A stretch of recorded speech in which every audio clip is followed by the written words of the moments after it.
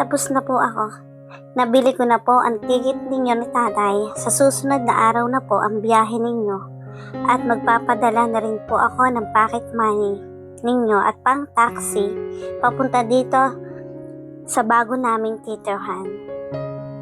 Anak, hindi ka na nagtatrabaho?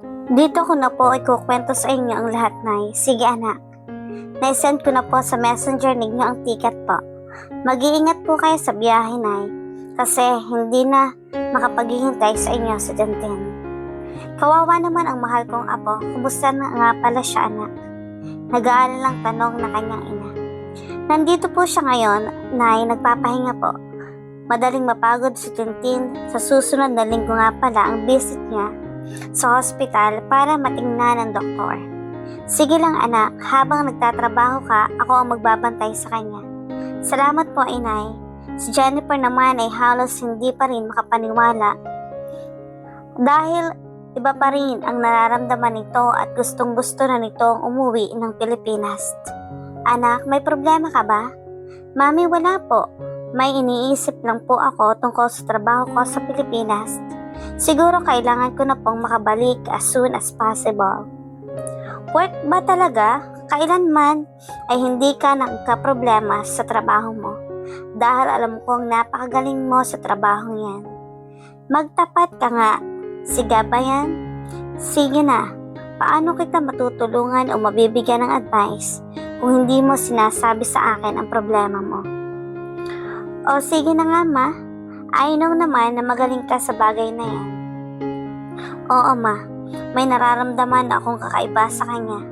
Simula nung umalis ako sa Pilipinas, nang iwan ko siya kasama ang katulong namin na si Camila, pakiramdam ko ay may kakaiba silang connection sa isa't isa.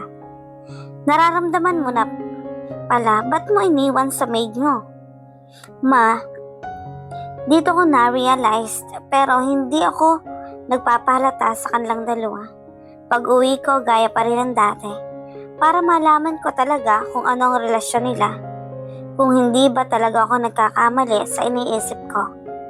Anak, tayong mga babae, pag nagduda, 90% totoo. Kaya wag mong hayaan na basta-basta na lang mawala ang lalaking mahal mo. Yeah, that's right ma. Gagawin ko po ang lahat para sa amin ni Gab. Nak, I need to go. May pupuntahan pa ako. Kikitain namin ang mama at papa ni Gab kung tuloy pa ba ang kasal ninyo. Ma-please. Wag na po ninyong madaliin sila. Mas maganda kasi pong mag-usap kami ni Gab sa bagay na yan. Anak, nagsama na kayo sa iisang bubong. Ano na lang ang sasabihin ng iba kung hindi kayo magkatuluyan? Nag-aalala lang naman kami ng daddy mo sa'yo. Ma, wag na po kayong mag-alala. Magiging okay din ang lahat. Ikakasal kami ni Gab at mangyayari yan. Kaya wag kayong mag-alala. Sige anak, basta nandito lang kami ng daddy mo, okay? Okay ma. Hindi ko hahayaang maagaw ka sa akin ng isang katulong lamang.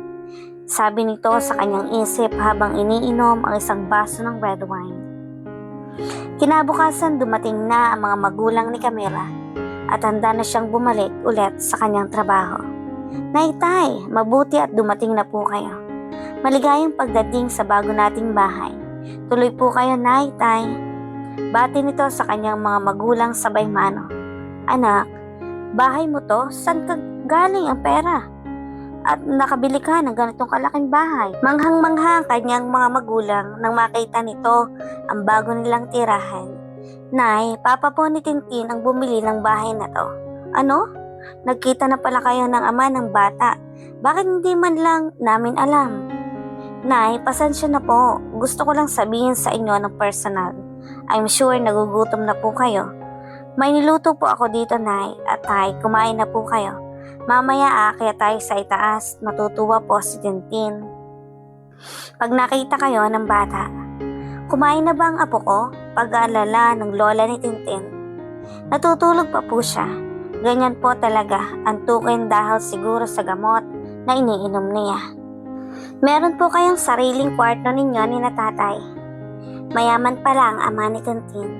Yung sinabi mong sagot ng boss mo ang gamot, siya ba ang tinutukoy mong ama ng bata? Nay, mahabang kwento po talaga. Ipapaliwanag ko po sa inyo pagkatapos na po ang problema namin ni Gab. Nay, may papakiusap po sana ako sa inyo. Papasok po kasi ako sa trabaho mamaya habang wala pang nahanap na papalit sa akin. Ako muna ang magtatrabaho sa bahay ni Gab. Nalilito kami ng tatay mo, anak. Dapat magpaliwanag ka sa amin, ha? Opo, Nay. Sasabihin ko po sa inyo ang lahat. Uuwi kami dito ni Gab weekend. Makikilala nyo po siya ng personal. Nay, kayo po muna mag-aalaga kay Tintin, ha? Tuturuan ko po kayo kung paano magpainom ng gamot niya. Anumang oras may doktor pong pupunta dito para makita ang kalagayan ni Tintin. Sige anak, kami nang bahala dito.